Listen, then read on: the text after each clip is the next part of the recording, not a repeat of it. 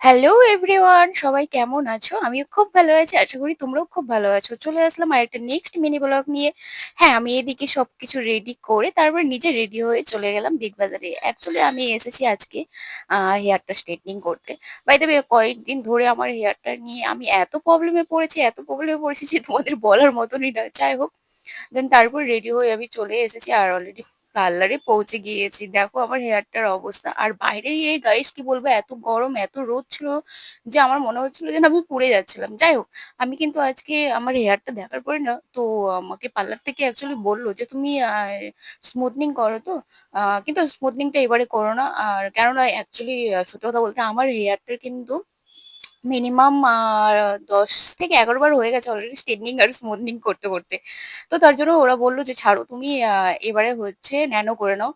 তোমার হেয়ারের মানে হেয়ারের জন্য খুবই ইম্পোর্টেন্ট আর খুবই ভালো।" তো তার জন্য আমি ন্যানোটা করে নিলাম। তারপরে এক লাফ দিয়ে সোজা চলে এলাম পেডিকিউরটা করতে। আর পেডিকিউর করতে গিয়ে দেখেছো আমার পাগুলোর হালত মনে হচ্ছে যেন সে কোথা থেকে উঠে এসেছি আমি। যাই হোক, তারপরে মাজা ঘষা করতে একদম ঝাঁকানাকা করে দিল আমার। আর তারপরে একদম সুন্দর করে যখন আমি সত্যি কথা বলতে যখন আমি আমার পায়ের লুকটা আমি দেখলাম না, আমি নিজেই নিজে পায়েরটা চিনতে পারছিলাম না যে অ্যাকচুয়ালি সত্যিই এত সুন্দর হয়ে গেছে।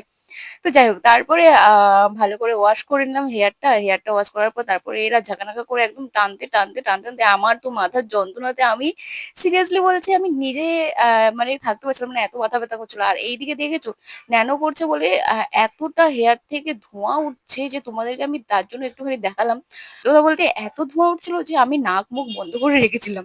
তো তারপরে ফার্স্ট অফ অল এবার আমার কিন্তু এখন পুরো ফাইনাল লুকটা দেখে নাও হেয়ারের কত সুন্দর হয়েছে। সত্যি কথা বলতে স্ট্রেটনিং আর স্মুথনিং দুটোর মধ্যে ন্যানোটা অনেকটা ডিফারেন্ট, যেটা আমি আ ফাইনালি অনেক ভালো রেজাল্ট পেয়েছি। আর তোমাদেরও বলব তোমরা করলে হেয়ার স্ট্রেটনিং বা স্মুথনিং কখনো করো না। করলে ন্যানোটা করো। একটুখানি মানে কস্টলি রয়েছে বাট কোনো ব্যাপার না। কিন্তু তোমার হেয়ারের রেজাল্টটা অনেকটা ভালোই দেবে। আ তার জন্যই তোমাদের বললাম। কি জানো তো আমি হচ্ছে আমার হেয়ারটা তো অনেকবার স্ট্রেটনিং করেছি তো। তো যার জন্য আমার হেয়ারটার পুরো অবস্থা খারাপ হয়ে গেছিল। তো যার জন্য আমি ন্যানোটা করলাম। যাই হোক, ন্যানোটা করে কিন্তু খুবই ভালো লাগলো। তোমরাও কিন্তু করো। আর তারপরে আমার কমপ্লিট হয়ে যাওয়ার পর আমি অলরেডি বাড়ি বেরিয়ে চলে আসলাম। আর ব্লগটা কেমন লাগলো অবশ্যই জানিও। এদিকে আমি গাড়ি খুঁজতে পাগল হয়ে যাচ্ছিলাম। আমি খুঁজে পাচ্ছিলাম না আমার গাড়িটা কোথায়। চলো আজকের মতন টাটা। আবার পরে দেখা